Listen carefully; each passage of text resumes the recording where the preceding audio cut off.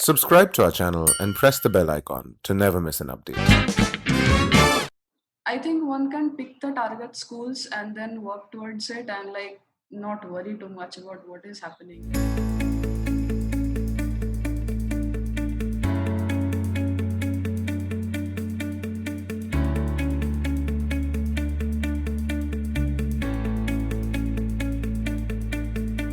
My name is Ratula. I'm from West Bengal. So I grew up in a suburb of Kolkata called Chinsura. I was a student of the ICSE board and my 10th percentage was 93.8%, and I was a science student in plus 2, so my percentage there was 93.25%.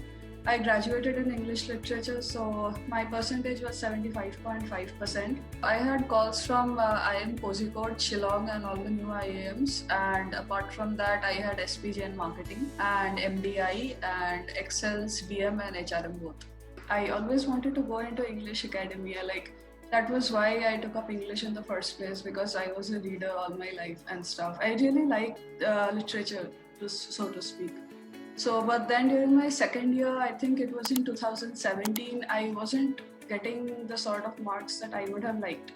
So that sort of got me very down for a while, and that got me to reconsidering what I sort of wanted to do with my life. I started working in a couple of places. I started freelancing for some places, and around this was late May 2019 when I started to think that I should give CAT a go and started preparing seriously. By far the most important part of my CAT prep was taking mocks, because I didn't take a lot of classroom coaching or online coaching or something, so I built it ground up from mocks. I did have access to some career launcher material though. I had friends there, I had some seniors there, so I especially referred to the Quant books, but for DILR and for VRC I didn't need any books.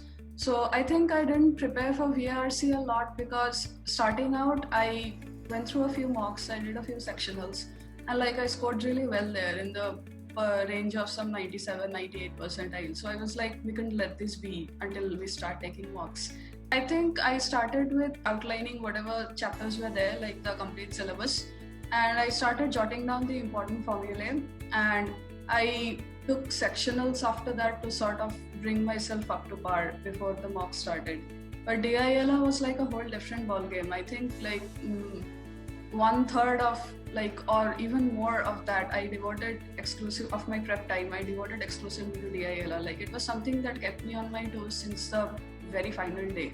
What I would do if I were to start over again is identify the chapters. There are a lot of open material sources online as well if somebody doesn't want to spend money.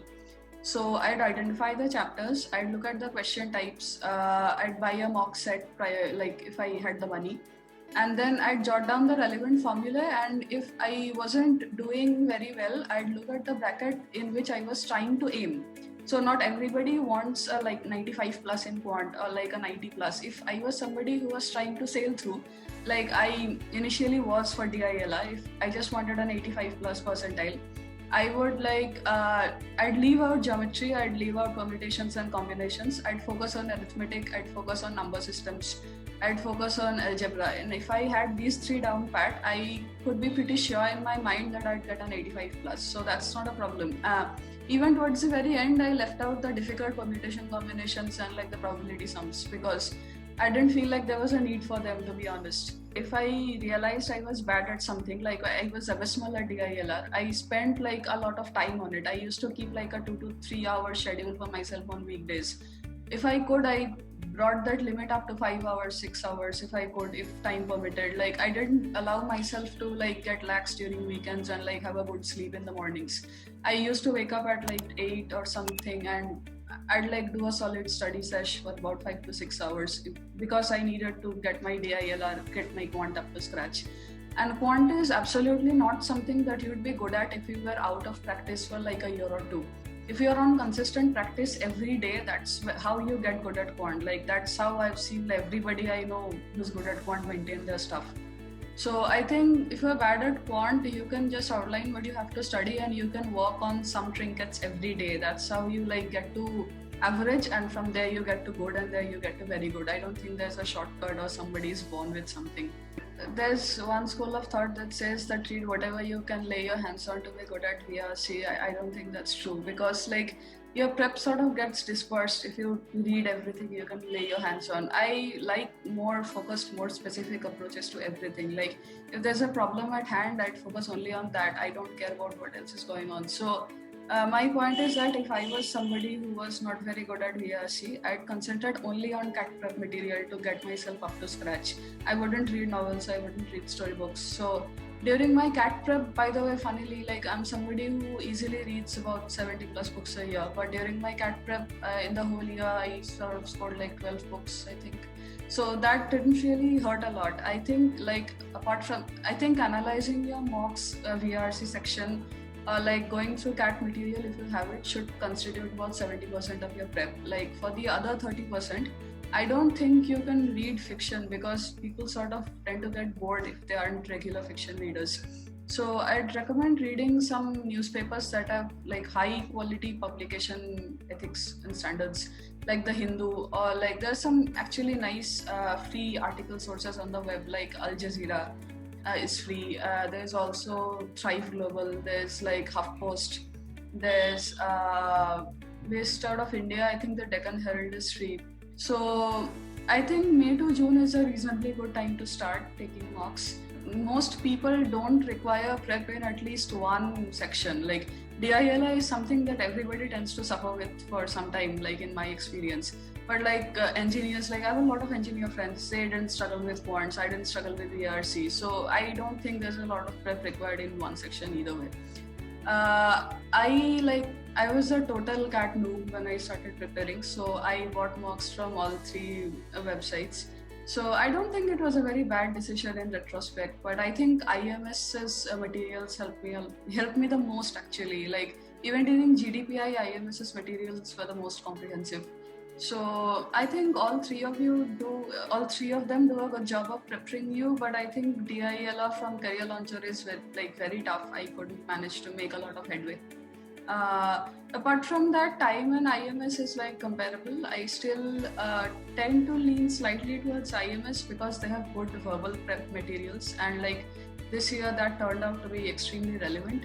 And like something that I always believe in is that no one strategy fits everybody. So everybody should like see what works for them, set a target like a school that they can reasonably get into given their background, and then they can work towards getting that. I am somebody who took analyzing mocks pretty seriously. Like I would fall behind on taking mocks sometimes, but I would always try to avoid falling behind on analyzing them.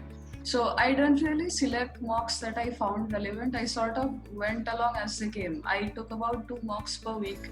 So that was sufficient. That placed me in the ballpark of 35 completed mocks. So I wasn't really worried. But I think one should analyze a 3 hours ka mock by taking at least 5 hours, 6 hours. There are friends of mine who did it in like 2 hours, but it's not recommended for like learning purposes, because they used to skip large chunks. That's not really recommended. Like doing only the DILR analysis used to take me about 2 hours. So where's the time for anything else if I'm fitting everything in that window? I don't think that one can afford to be very selective when they're choosing schools, because like with like average ACADS or like even above average ACADS, I don't think A or B will even give somebody a call.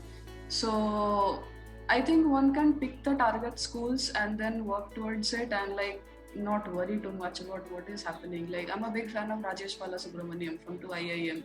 He said that like one can only work, and at the end of the day let the cards fall where they may. So I'm like a big believer in that. I think people stress out a lot. It's not really the end of the world.